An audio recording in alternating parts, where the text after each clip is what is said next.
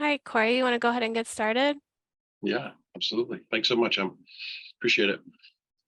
Welcome, everybody.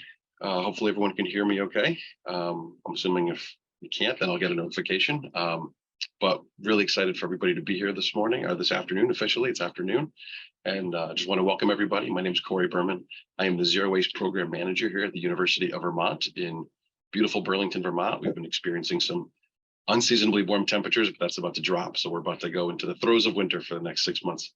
But in the meantime, we're going to heat things up with this wonderful Kirk workshop that we have ahead of us. I'm really honored to be here as part of the Kirk Board of Directors, and I really want to thank the NRC for inviting us to join this today. I'm going to go ahead and share my screen here.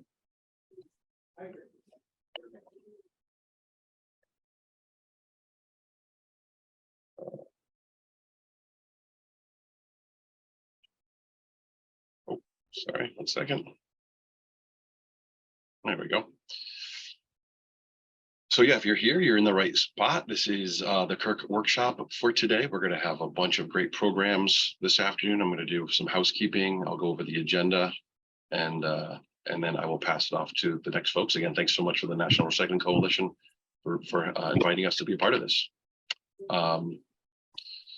For housekeeping issues, as usual, for any audio visual connection problems, please visit support.zoom.us. If you have problems connecting during the workshop, please message Emily Jackson. She's here this afternoon to help us with all our technical issues, and she can try and help. For questions, please submit questions using the chat function on the bottom of the screen. Respectfully unmute yourself only when we open the floor for questions. And the workshop recording and slides will be shared by NRC after the workshop and will be available on Kirk's website as well. So no need to furiously take notes throughout this presentation, as everything will be shared at the end of this. The agenda we're going to do after housekeeping, we'll do a quick welcome from Leanna Hauser, and then we're going to get to GL Jenko of Generation Conscious for the keynote. We're going to have collegiate and government partnerships at 1 o'clock. You'll see the rest of the schedule here with a break at 2:45 is our first break until 3 o'clock. And then we have collegiate and nonprofit partnerships, a breakout session at 4, and then we'll wrap everything up at 4:45 and go from there. So pretty full agenda today, but really exciting to have a lot going on. And again, real happy to have everybody here. So I'm going to pass it over to Leanna, and she can take it away. Thanks, Leanna. Thanks, Corey. Good afternoon, everybody. Corey, if you can continue to share your screen. Absolutely. We've got a couple slides. Yes. My name is Leanna Hauser, and by day, I am the Waste Reduction and Recycling Manager for Johns Hopkins University. And in between, I am the chair of the Kirk Board of Directors. I am honored to welcome you to the 2022 Kirk Workshop. We have a long program, 5 hours, and so I really do appreciate everybody taking time out of their super busy days to join us and interact and engage with some really important people, topics, and we're really looking forward to engaging with everybody. I first want to thank NRC for inviting us to partner with them to host our annual workshop. It is quite fitting, as Kirk's roots date back to the 1990s, when we originally formed as a technical council within the National Recycling Coalition. So that's pretty special. If you aren't already familiar with Kirk, I encourage you to learn more about us and become a member for free. Kirk represents over 900 recycling and sustainability champions in higher education, from custodial, grounds, recycling supervisors, to student leaders, to sustainability and recycling coordinators and managers. The board of directors is made up of an amazing group of dedicated volunteers. Many of them are on the workshop today, and I appreciate them. Representing the recycling, zero waste, and sustainability staff in higher education. We hail from 10 states, from Northeast to South to the Midwest and the Pacific Northwest, from all sizes and varieties of higher education institutions, including community colleges, public and private schools, liberal arts, and our research and our first HBCU. We are committed to supporting you, our fellow waste reduction and diversion champions at colleges and universities across North America, to advance sustainable materials management in higher education and foster the exchange of best practices to achieve zero waste and a circular economy. You can advance the slide.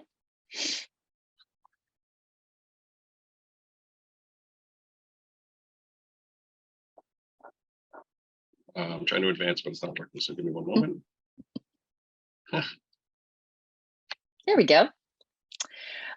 We host a free bi-monthly webinar series featuring our own peers and case studies from their institutions around a common theme. We publish a quarterly newsletter with updates and resources. We host the Recycle Google group where we can share best practices and resources and sometimes just vent. And of course, an annual workshop, which you are all attending today. Kirk has 4 committees that meet monthly: our Justice, Equity, Diversity, and Inclusion, or JEDI committee, our Finance and Sponsorships, Board Development, and Marketing and Programs. That you may not be aware, non-board members can join. So I encourage you to look into that. If you are interested in joining or just want to connect with us, you can find us lots of places. First is our website, which is www.kirk3r.org. You can join the Recycle Google group that I just mentioned. You can follow at Kirk3R on all of our socials, or simply email us at kirk3r@gmail.com. Thank you for putting all of those links into the chat. So if you're not following us or a part of our Recycle, please do so while you're listening to our next person to welcome you. I think I've rattled on long enough, so I'm going to turn it over to Jack DeBell, who is part of the OG Kirk crew, to speak about the National Recycling Coalition and the Campus Council. So welcome, Jack. Thanks, Leanna. And on behalf of the National Recycling Coalition Board of Directors, welcome to the annual Recycling Congress.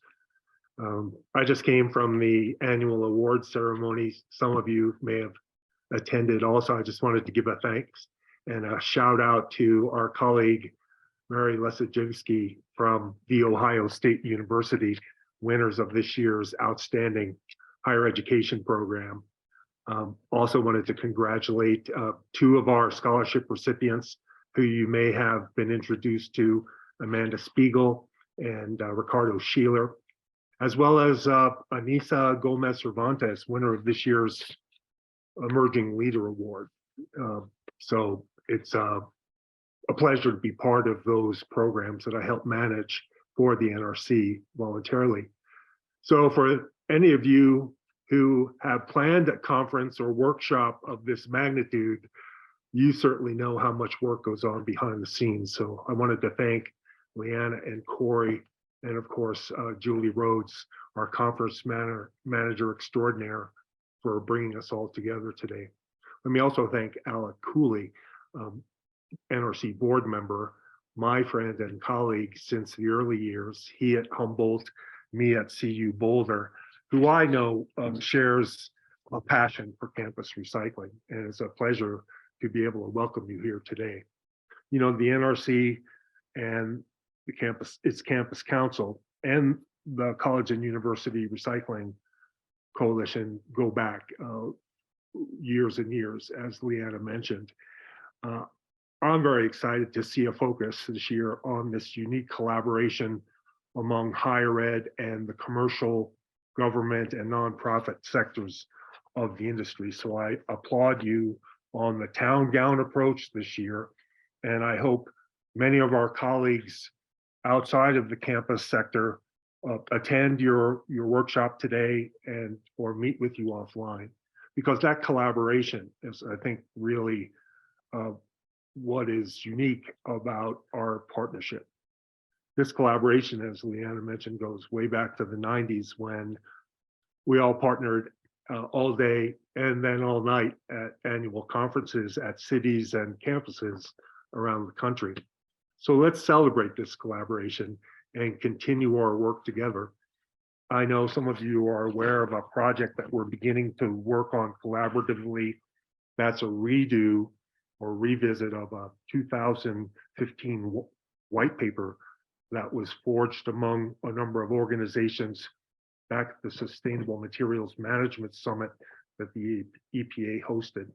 So I look forward to revisiting that document, finding mutual roles and those areas of collaboration to continue to work together.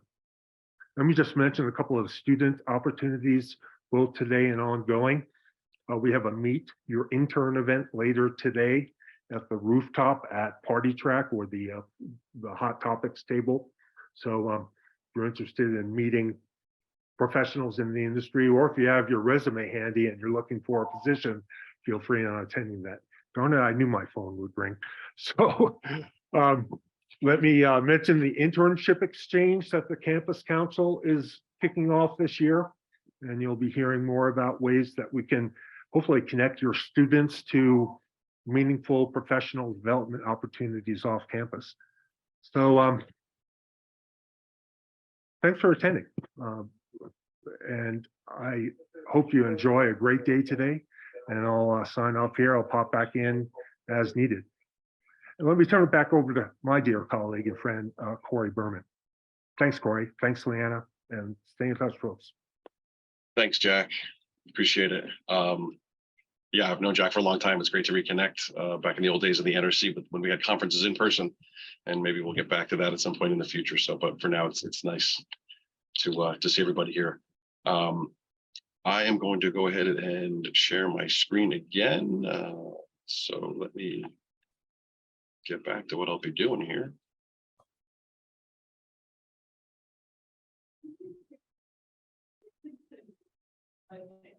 There we go. Okay.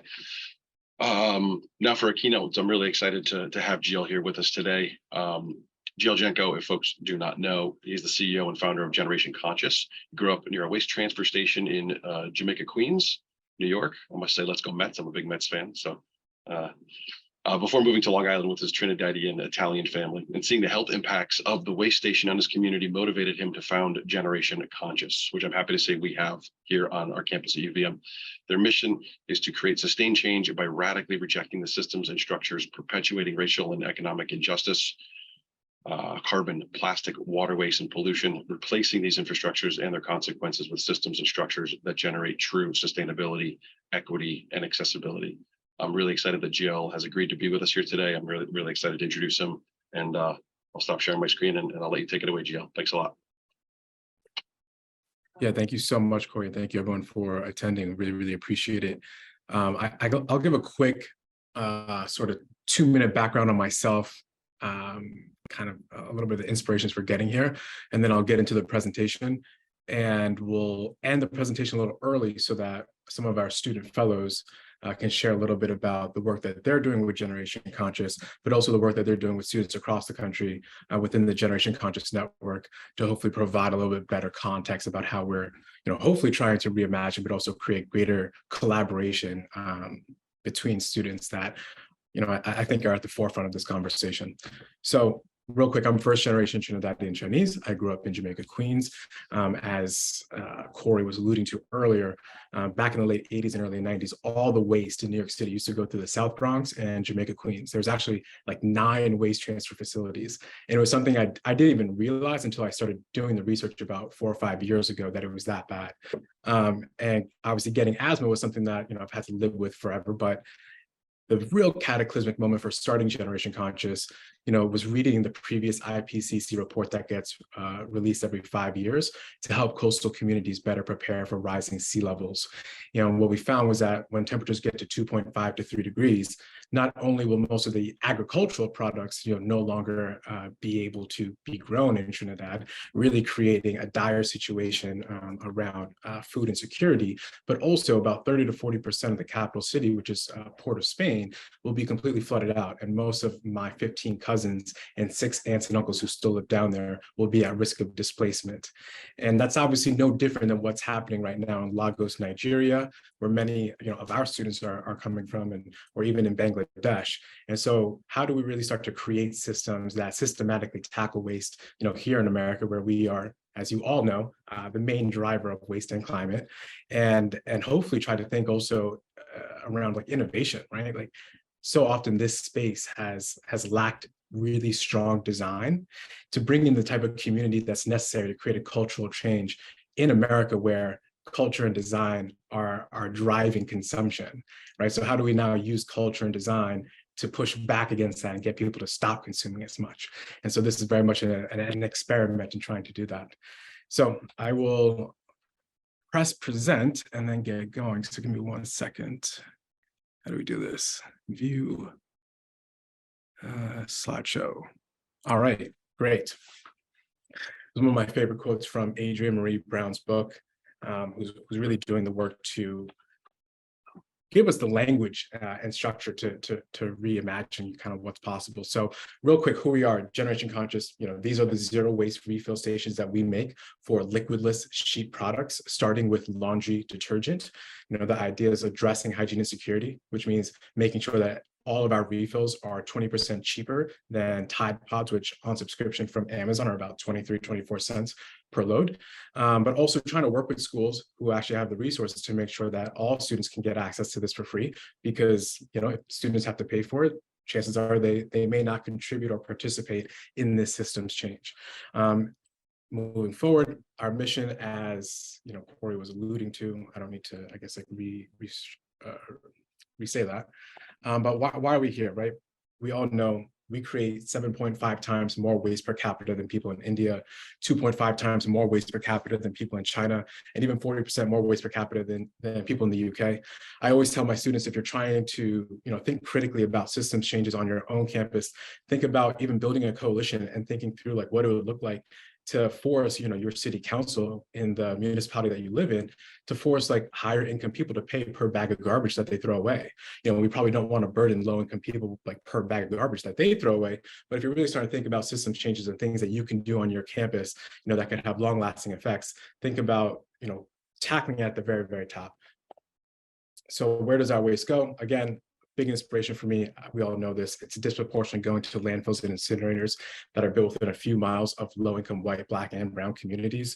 The Color of Law by Richard Rothstein, I'm sure all of you have probably read it by now. If you haven't, it is a surgical analysis of how unconstitutional the GI Bill from the VA affairs coming out of like World War II, which gave about 90 to 98%, I think about 90, actually even higher than that, about 95% of all subsidized guaranteed loans to white GIs, and pretty much discriminated against Black GIs, which did not allow Black families to move to the suburbs, right? And that's why most Black and brown families ended up being stuck in lower income areas. And then their communities were then redlined for polluting industry like, prostitution, cigarettes, lotto shops. If you ever walk around some of these poor areas, you're like, oh, why isn't there a good supermarket? Well, a lot of this goes back to the unconstitutional amendments and the discriminatory housing policies that go back to even FDR's New Deal, right? Which also allowed, I think, for the growth in suburban homes, giving white Americans access to guaranteed home loans, which Black Americans were exclusively not allowed to get. And when we look at the worst incinerators, right, this is why many of these communities are suffering from asthma and respiratory illnesses. Something that we really uncovered that was inspiring us to start this was 10% of all of New York City's waste goes to a low-income Black town called Chester, Pennsylvania, that's 75% African-American. Their average household income is $29,000, and they're getting 10% of New York City's waste, and they're getting a third of Philadelphia's waste, right? 4 in 10 kids down there have asthma. They have a 64% increased chance of ovarian cancer and a 24% increased chance of lung cancer. So when we're working with students, it's about how do we also start to communicate this and making sure the students who come from these communities feel empowered, meaning that they're also being compensated well to develop these campaigns around environmental justice.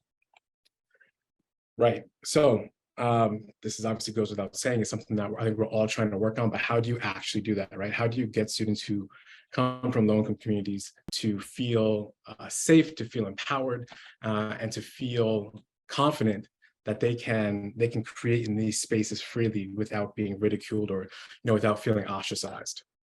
But let's just take a quick look at some of the zero waste models previously and why they failed, right?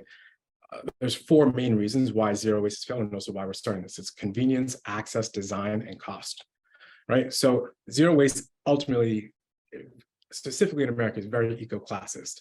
We interviewed 16 different zero waste stores and found that refills of Castile soap and castor oil, which could be used, as like detergent or soap, was about 3 to 4 times more expensive than what you'd get at like Dollar General or Walmart for an equivalent product. And there's really just no way that anyone who's low income or low to middle income, or even most students, could even afford to go to a zero waste store today and actually go to refill and use those products. And so with that in mind, it's like, how do we actually make sure that it's accessible for everyone? And then also not just making it accessible, but make sure that those students are actually, who are coming from these communities, are developing the communications, the marketing, and the branding to bring that to their campus and own that systems change. Right, lack of affordable access, as we're just talking about. Oh, and this was the other big thing. So Feeding America did a survey, or I guess a white paper in 2013. And what they found was that 1 in 3 Americans are considered low income if their average household income is about $29,000 a year, right? So that's 100 million Americans who are considered low income. That is a lot. That is an incredible amount of people who are like very, very poor, who are living paycheck to paycheck, right? And what's worse is that 56% of these people are cutting back on food to buy hygiene products because they're not included in SNAP and with benefits. And so if you're thinking about even like most students on campus, right?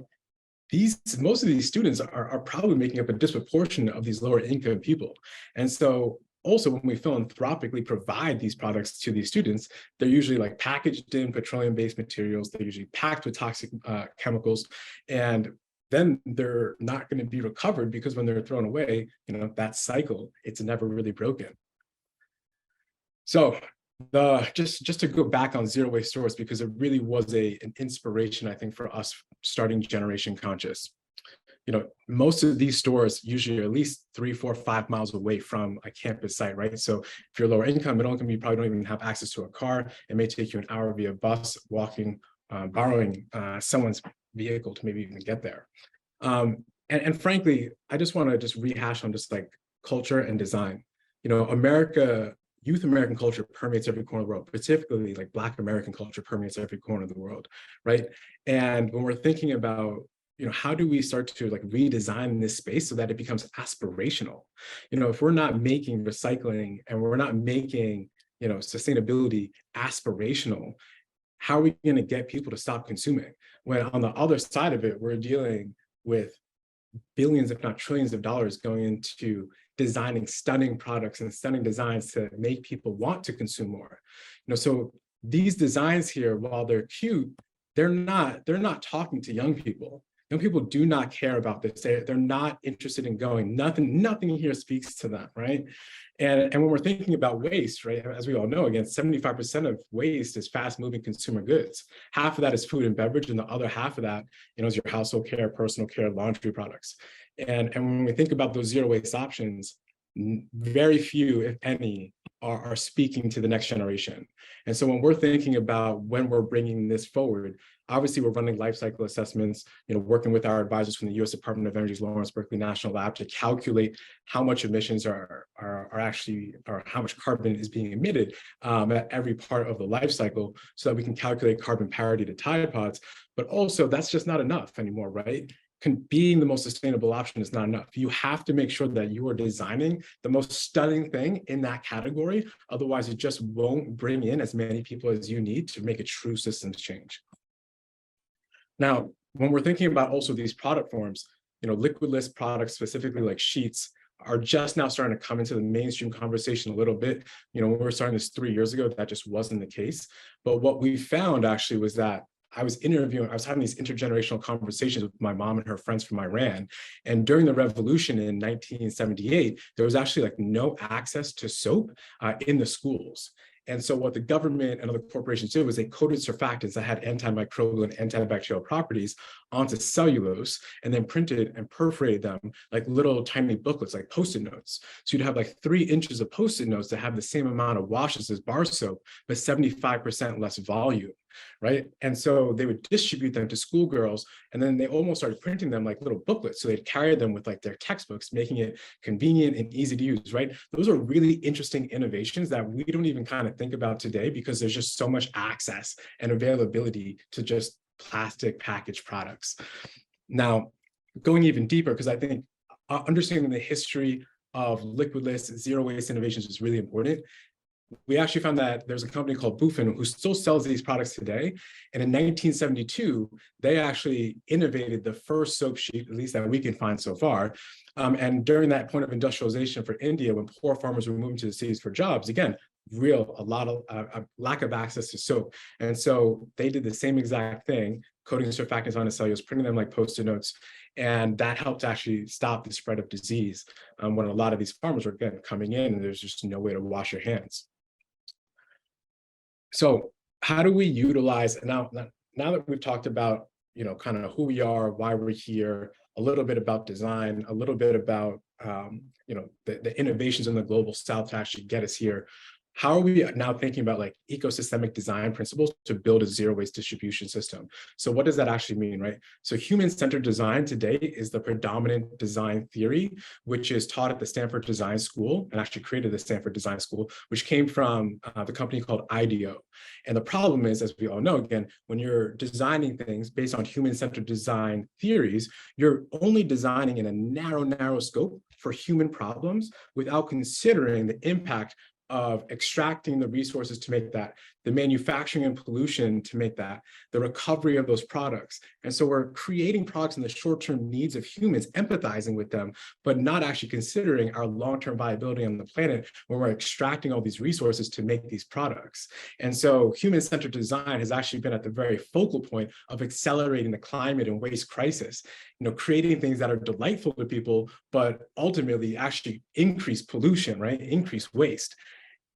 The negative externalities of human-centered design that are never actually priced into the products that we consume on an everyday basis. So ecosystemic design, and I'm sure many of you are familiar with like permaculture, which really is just indigenous ways to agriculture that are now being repackaged by white Western agriculturalists.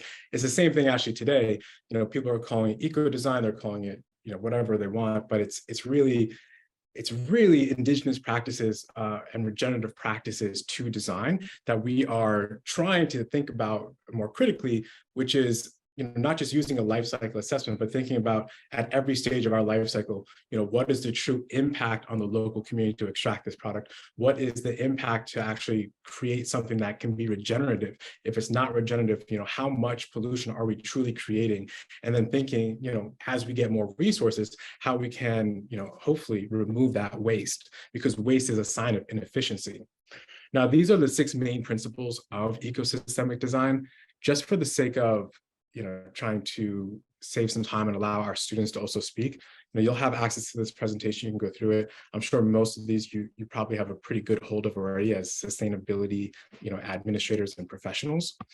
So how do you make, I now want to sort of shift this presentation and talk about, how we're making refilling aspirational, how we are creating spaces for Black and Brown students to make sure that once they have this on their campus, or as they're fighting to bring this on their campus, their voices, their experiences are being prioritized. So I think we've already talked about this real quick. Okay, I guess let me take one step back before I do that. And I'm sorry if I'm jumping around a little bit.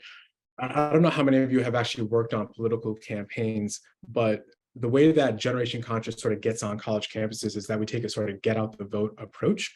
And we have students who are building coalitions on their campus, working with the Black Student Union, the student government, the first gen low-income student groups, and also the Office of Sustainability to start to aggregate enough student demand and then create presentations to get funding to bring this on campus. Now, the networks of effects of this program are huge. As those students start to work to bring it on campus, they're actually introducing us to other students at the Black Student Union at other schools, to the student government at other schools. All these students actually know each other. And by doing that, it's helping us to be, more efficient, more sustainable, because we're still at an early stage where we can't really pay for ads. Like, we've never put a single ad on Facebook or on Google. It's just not something that, we're able to feasibly fund at this point in time. And so as those students form these student coalitions, they get the school to actually buy the refill stations. We then take the money and the excess profits from those contracts and hire 4 to 6 first-generation low-income students as student fellows to teach them about the circular economy and how to maintain these refill stations for liquid sheets, and also mechanically how we built it. And then after they work with us for about 2 months, we then give them the opportunity to pitch for self-directed fellowships. And this is the opportunity where we're truly utilizing the profits from, a system which they've helped to implement to empower them to actually develop projects that intersect with climate justice. And I'll let a few of the students talk a little bit more about what those look like. Just a brief kind of insight. We have 4 students today who are working on like a climate sci-fi novel that's inspired by Octavia Butler's Parable of the Sower. The first part of that 3-part book is actually done, and we've started to ship it around to folks at like Disney, because they're investing a ton of money in original content. And we're seeing the fact that like when you do actually provide a structure and you do provide the resources to allow these students to build, there's actually unlimited opportunity to hopefully build a new world and get these students engaged and involved. Right. So this is kind of what I was talking about earlier. Typically when we form these student coalitions, it's usually co-led by first and low-income students, but also wealthier white students, who I think understand their privilege on campus and want to work hard to not just implement a more equitable system, but implement an equitable system that's going to provide their peers with fellowships that's going to give them the creative freedom and time to build and develop and have a community that they otherwise wouldn't have. And today we have about 100, I would say about 92, like first-gen low-income students at about 25 different schools that are working with us, both implementing these refill stations and working on their fellowships. And then we have about 350 students who are volunteering probably across, I want to say 80 or 90 campuses to bring Generation Conscious to their school. Here we go. Getting ahead of myself already talking about it.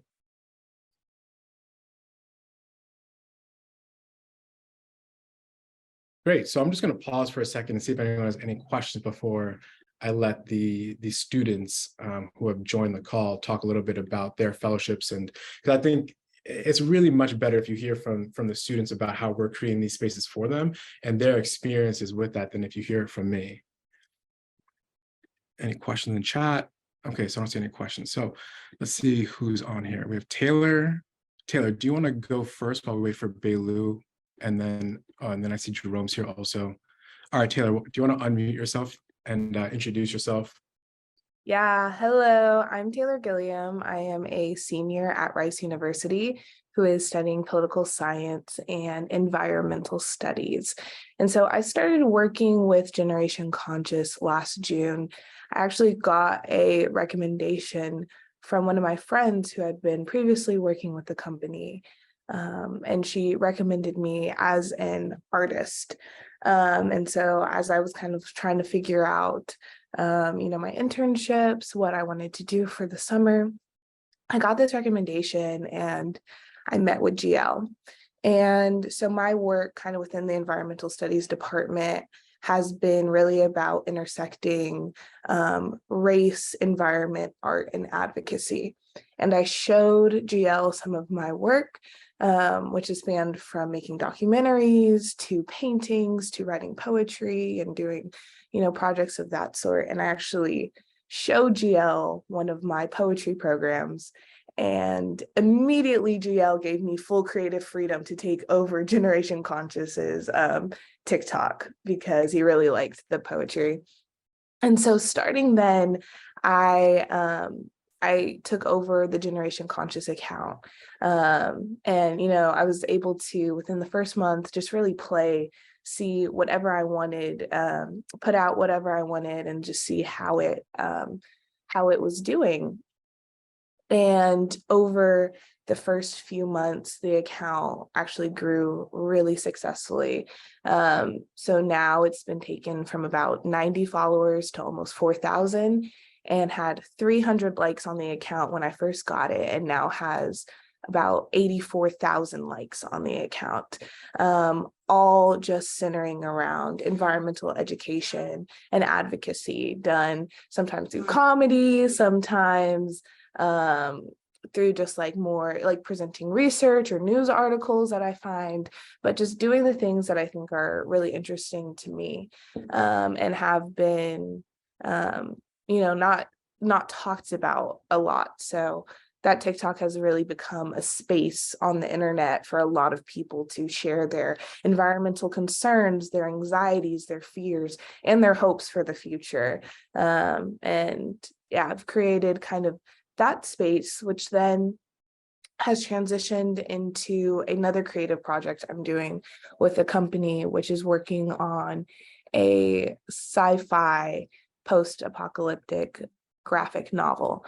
And so our novel is really about taking the types of stories that you see in Hollywood, which are, like The Rock or Dennis Quaid is the one man who is facing like this natural disaster alone, and it's him against the world, against the environment, and just by like his brute strength and like muscles, he is able to like conquer like the man versus nature battle. And we take that idea and break it down to say that is not only unrealistic, it is unsustainable, and the actual way to get through climate injustice or disaster is through community. And so we break down the kind of popular narratives that are in Hollywood to, through this kind of narrative, show a new way of engaging with the Anthropocene and tackling climate solutions.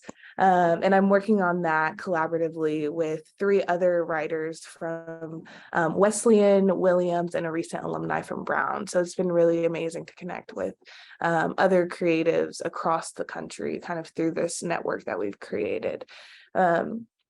And so that's kind of what my creative work looks like, as well as hopping on other projects, collaborating with other students, as I also work administratively to expand the program at Rice University. And so I've been, really empowered to kind of make this position whatever I want. And I found that I can, text or email GL with any idea, and he usually, I don't actually think he's ever shut anything down or said anything was too crazy. So it's been really nice to, be empowered to, activate in the ways that sometimes aren't prioritized in movements, or find the ways my personal interests can intersect with like my skills, my activities, or the creative work that I like to do. So that's been just a little bit of overview of my time here with Generation Conscious.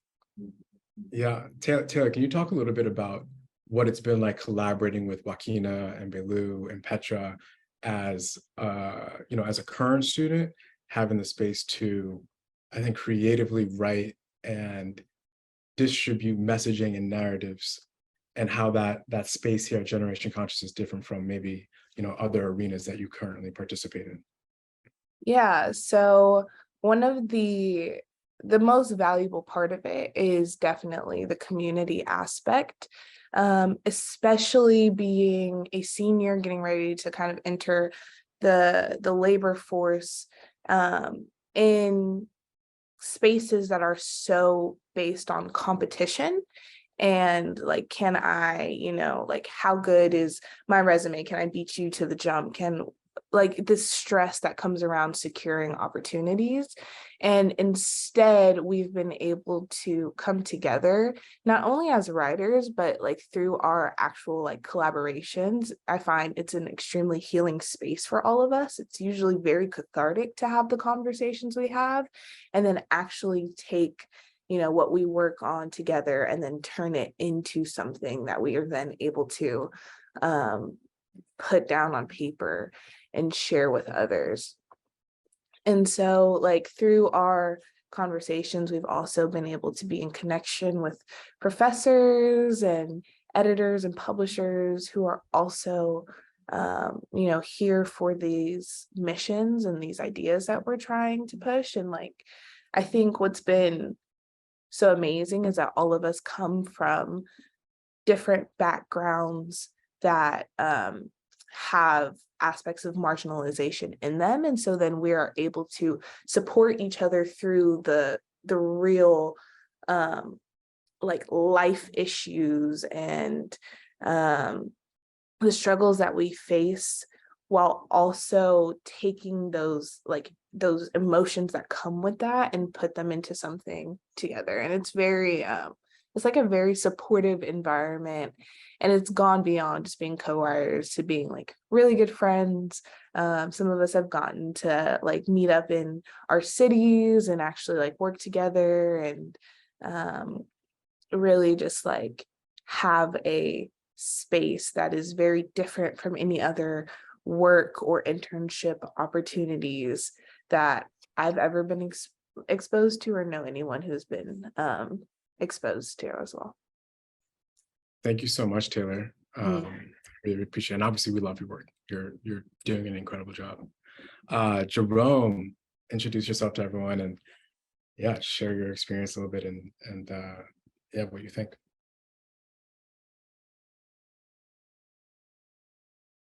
Can't hear you, Jerome. We How can about now? Oh, good. All good? Okay, perfect. My name is Joseph Jerome Raymond. I am a junior at Amherst College and environmental studies major. Um, and just a little bit how I got involved with Generation Conscious. A friend of mine actually was already working with them, Cyrus Wheaton, and another friend, Blair, and he had hit me up. He was like, "Hey, are you looking to make extra money?" Um, that's where it started. And I was like, "Of course, hell yeah." As an environmental studies major, I had no idea what Generation Conscious was. But they set up a meeting for me to meet with GL, and I started hearing, GL works in a zero waste laundry system that's looking to give opportunities to Black and Brown students, and to develop their ideas. And I was like, hell yeah, that was something I was passionate about. One, because, well, mostly because careers in environmental studies, at least for me, as someone that's not so much interested in the science side, but more so the human side, the social side, the community side, it's really hard to find that. And it's really hard to find your way into that and what that industry or community looks like. And so that was one of the biggest things that drew me to it. But the other thing, as I first started with Generation Conscious, I was just, managing the machine, making sure things were dispensing properly. And eventually I wrote like a manual for the machine, which is used, I know, at other colleges, a manual on troubleshooting, things like that. But what I realized, at my time now, because I started working back in January, so it's been about 9 months now. With Generation Conscious, I'm able to implement programs that benefit students like myself. Of course, it didn't start out like that, but as I've developed in this role, that's what it's become to be. So I know for first year movement at Amherst College, as a fly student, I had no car. I literally came from Washington State. And so I got here, no toiletries, no nothing. I didn't even have sheets. I just brought a blanket and a pillow. And so one of the programs that I implemented this past beginning of the fall, just to welcome students in, was just, getting each of the 500 students. I packed 500 of these tins myself, but 500 laundry sheets to give to each of these students that are coming in, regardless if they were fly or not, or first generation low income for those that don't know. But just to make the ease of moving in a lot better, because a lot of these students are coming from, different backgrounds that I might not even know about. And that's what I think I got to do with Generation Consciousness. I get to do things for other students and things for my community that weren't necessarily done for me or weren't necessarily priorities for me at the beginning. And that's something I've liked. The other thing is just with being with an organization whose priorities truly lie in, empowering, Black, Brown, Indigenous people of color and their creative ideas and how they want to develop things, rather than being an afterthought, has been very empowering for me. At Amherst specifically, which is a predominantly white institution, very much so, diversity and equity and inclusion feel like a formality here, and it feels like an afterthought. But with Generation Consciousness, we really get to put that into practice. I get to put my ideas into practice. I get to collaborate with other students and organizers who are putting these ideas into practice, and that has been very empowering for me. Like Taylor was saying, with Generation Conscious, with GL specifically, you have so much freedom to explore. There's this tendency to feel pigeonholed into one thing. Like for environmental studies here, it's like, oh, you love the environment, you might go into environmental consulting or nonprofit work that has to do with environment. But with Generation Conscious, I've been able to expand my skills because I don't have to pigeonhole myself into one thing. Like obviously, I love the science side of it, but I care about people and I care about building community, and working with GL has allowed me to, develop skills on that and to also challenge myself in ways. Yeah, let me recollect my thoughts very quickly. The other thing I want to talk about that Taylor got into as well was just the networking aspect of it. Um, at a lot of these, because we are student workers at colleges that are looking to bring Generation Conscious to colleges, the bureaucracy and like the networks that it takes to implement ourselves and to really integrate ourselves is very, very, very difficult. It's like almost unnavigable. But one of the benefits of Generation Conscious is that you have like 92 other students like that are paid to do it, and like 300 some odd volunteers that are going through it themselves. And so rather than relying on this traditional network and this traditional resource that is so hard to integrate into, we become a resource for ourselves. We become a network for and by ourselves. And that allows us, to bounce ideas off of people. One thing that worked at one college might work here. One thing that didn't work might work here. You're able to bounce ideas off of people, and you're really able to develop together. It's like a cohort of 90. What's the question? What are some other examples of putting these ideas and concepts into action that you might be seeing specifically with higher ed institutions? Specifically that higher ed. I can answer that at the end, Jerome, unless you have anything. Corey, that was meant for me, right? It was kind of meant, it was really going off of what Jerome was just talking about and everybody, but I'll segue into that. It's about 10 of 1, and just to be cautious of time, we want to make sure, we want to hear about this stuff. And I think I'm going to speak for everybody when say I think we can go all afternoon talking about this stuff. This is really great, but I want to make sure we get to some of our questions as well. So why don't you take that question, either Joseph or GL or Taylor, and welcome Blue as well, and then maybe we can ask a few of the other questions that came through. Oh, no worries. I thought we were starting questions at 1. Why don't you answer that, and I'll confirm, and I'll get back to you. Okay, right. Yeah. I can be done, but to really sum up my thoughts, working with Generation Conscious has been the first time I've worked in a space, and I know the first time for a lot of students that they've worked in a space where they're valued and they're able to put their ideas into practice in institutions where normally, you're barred from that, or it's very difficult to do so without having your ideas tampered with or made more acceptable to fit a status quo. So it's been radical work, honestly, and I've really enjoyed it. Yeah. Awesome. Thank you so much, Jerome. We appreciate you. And then Bailey, do you want to introduce yourself? Obviously, a lot of the work that you're already doing previously before Generation Conscious, and I guess what you're working on here. Hi, everyone. My name is Belu Elisa. I'm a graduate from Brown University. I graduated over a year ago, and studied environmental justice. Was one of the first classes that was an option, where that was a degree track, was to do environmental justice. So that was really powerful and led me in a lot of different directions. I had already been really interested in environmental studies, but I was also super passionate about racial justice and human rights issues.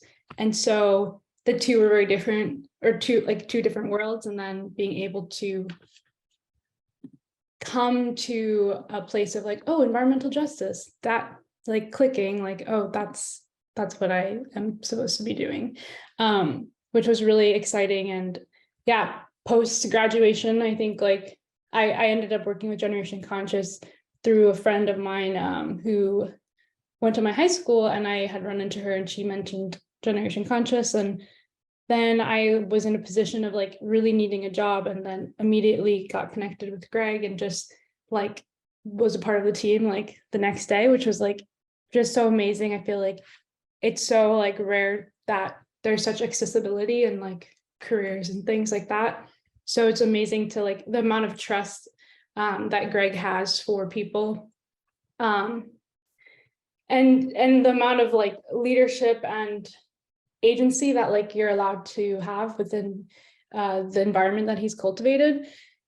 And while I've been working, I started with kind of administrative things, and then that became more specifically writing things and editing and helping with like proposals and just being like support for students in terms of the writing processes that they were doing, and just branding things and helping evolve the language of Generation Conscious towards something that was easier translating like these really abstract ideas of like what it means, what a closed system, like a closed loop system even means, and what it means to be environmentally conscious in a way that's evolving past just like these like I have to like limit my water use and all of these things that like are more from a guilty frame of consciousness versus being like, how do I actually integrate my understanding of myself to be one with the environment? Like how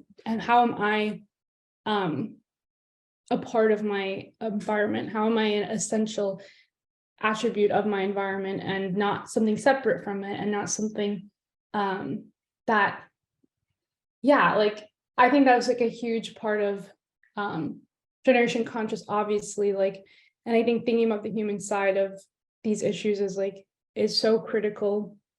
And one of the things that Jerome said I think was really important is just like, it's not a very clear pathway of like how to be an environmentalist when you're also very concerned about the human rights and racist world we live in, like these kinds of issues, because environmental science is so often not anti-racist. It's often perpetuating like very much human rights issues. It's perpetuating a lot of displacement of indigenous people throughout the world. And so to me, it wasn't a very clear path of like, I'm going to become an environmental researcher, because that didn't really seem accessible to me, like with my own passions and heart. So I think that it's a new career, like being an environmental justice person or whatever, like it's just a whole new field of being, and like it's being created right now. And there's just like people who are doing it, and like I think Generation Conscious, like a huge part of it is connecting all of us together, like creating like a web, a map of connections where we're able to support each other and like build the world that we're all kind of maybe envisioning on our own and stuff, but like creating those actions, creating that possibility through supporting each other, and having the opportunity to just like take initiative on projects we want to do and have like a supportive space to do that. Because it's not like, it's like you look for a career as a job as an environmental justice person, there's nothing really like, it's mostly like either like you're going to get a job doing like environmental research, or you're going to do something just creative, or I don't know what it, like if you're a creative / also humanities / also environmental person, like there's not many things that are that like a job that's that. And so I think Generation Conscious has done like an amazing job of creating the space for people to actually like explore like a career in environmental justice on their own terms as well, because it is a new field, and it's like there's not really a script or a specific role that we're supposed to be filling. It's something to be invented. And like Greg is like a beautiful example of like a person who's doing that, and is also creating room for like us all to be inventing it together. Yeah, so it's definitely a community, and yeah, amazing. So Thank you, Bilu. We admire your work very, very much, and thankful to have you. So I think now would be a great time to move to Q&A.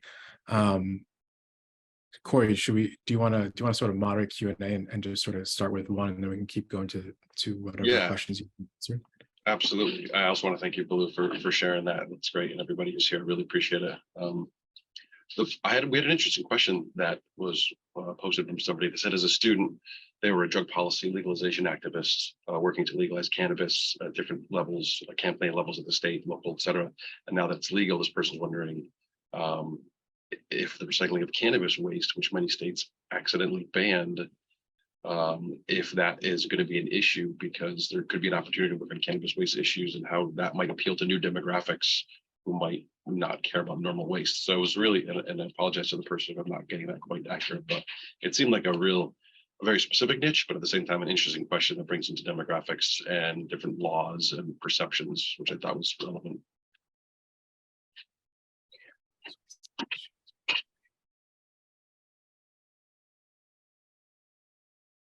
Taylor or Bailey, do you want to take a stab at that question? I don't even smoke weed anymore, but.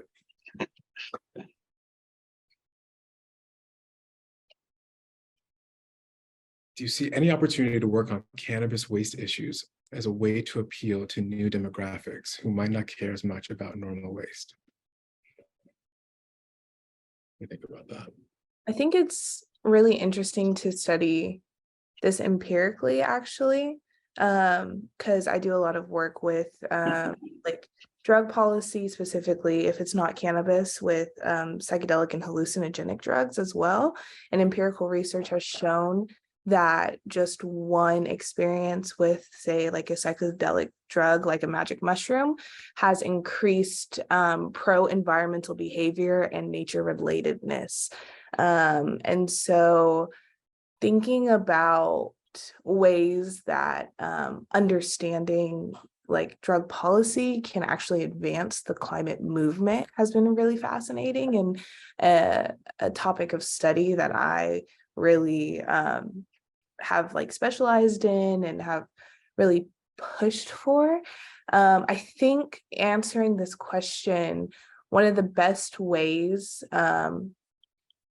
to, bring more people in is making this accessible and having or showing people how there is an intersection,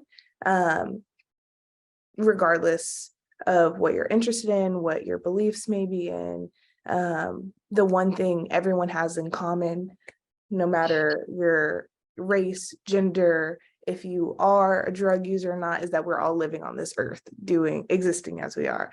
And so I think if, I don't know if this is quite answering the question completely, but I think finding, those ways to,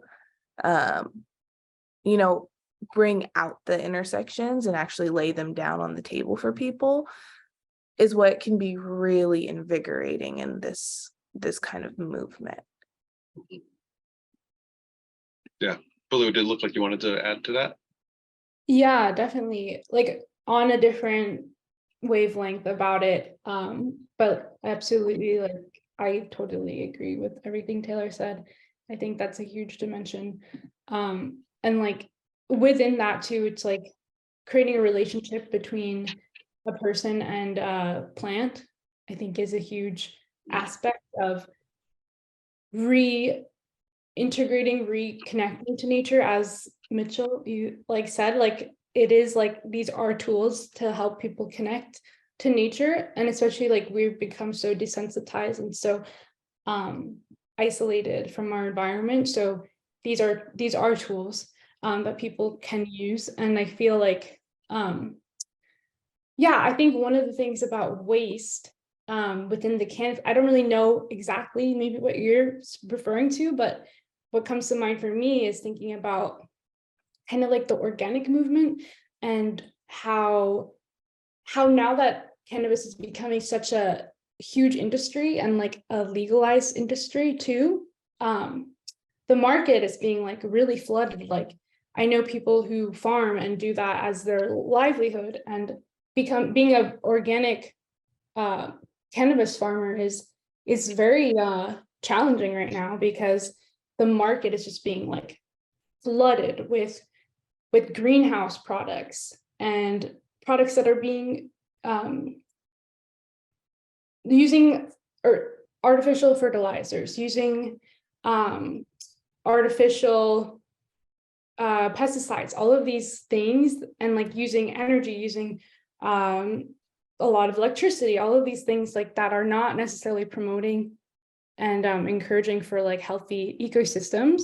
And so I think it's important that like we recognize that And for people who are using cannabis regularly, I think it's really important that they recognize, one, it's detrimental to the environment, like when we're not being mindful of like where what we're consuming is coming from.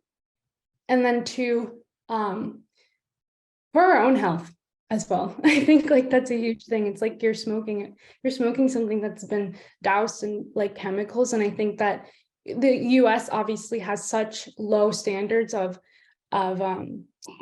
lead, like what's it called? Yeah, of like moderating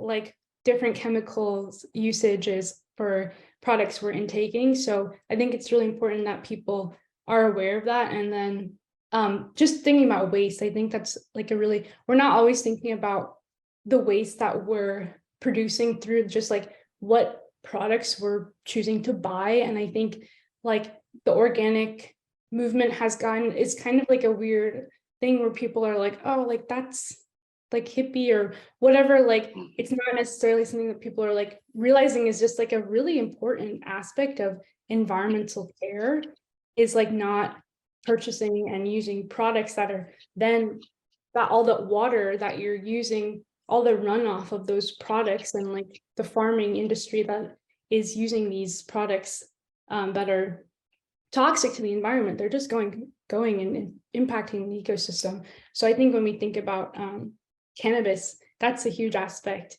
and becoming such a huge industry, and like there's so many people that are farming it at like industrial levels. It's become industrial farming now. Yeah.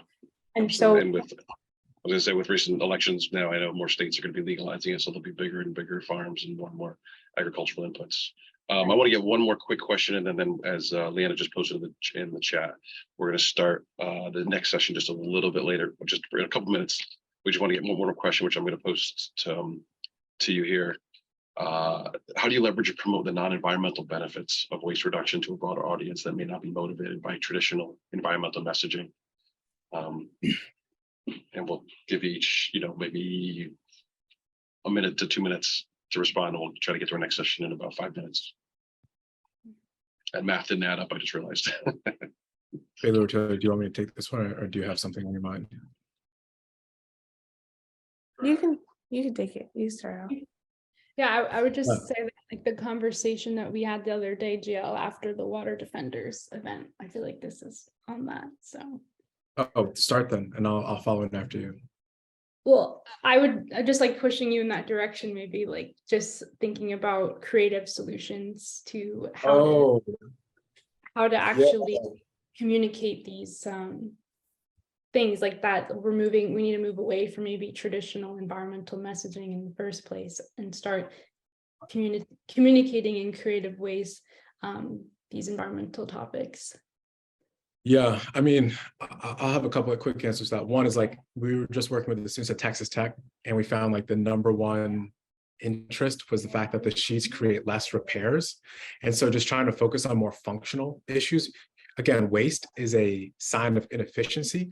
So that means that everything that we put forward has multitudes of benefits that can be communicated. And it's just about finding which of those benefits aligns to those stakeholders. So at Texas Tech, that's our primary focal point, right? We're probably not going to talk too much about eliminating plastic.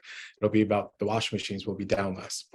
But for us, I think, how do we promote the non-environmental benefits of waste reduction, right? Like whenever we start, it's like we think about who's being impacted the most, and then how do we give them a voice to then tell that message and tell that story.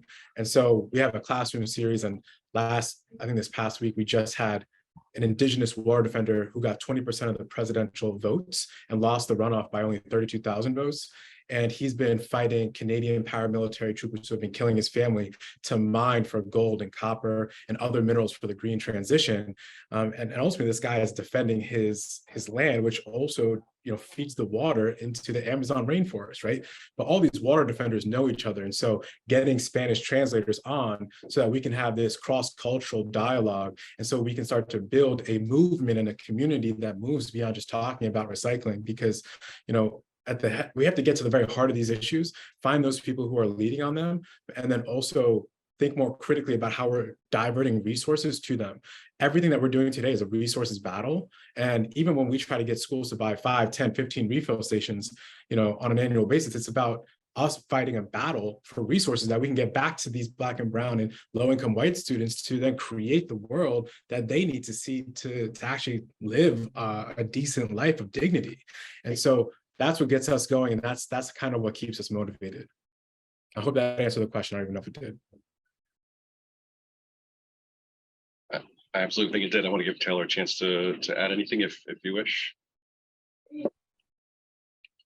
I don't really have much to add, just that, yeah, accessibility is huge, and accessibility can look a lot of different ways, even if, making sure if we were having this conversation in person, having like accessible spaces that we can make sure everyone can get into, like if that means like physical accessibility, or having like Jill said, translators or anything of that nature, I think is what really is important, so that we are, creating the space to have this conversation that can then lead to creative solutions, and make sure that we're having a diverse perspectives are welcomed into that space.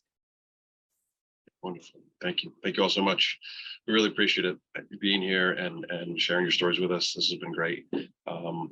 And I'm sure we'll get contact information for folks who want to follow up with anything, and we'll be looking for that graphic novel to come up pretty soon.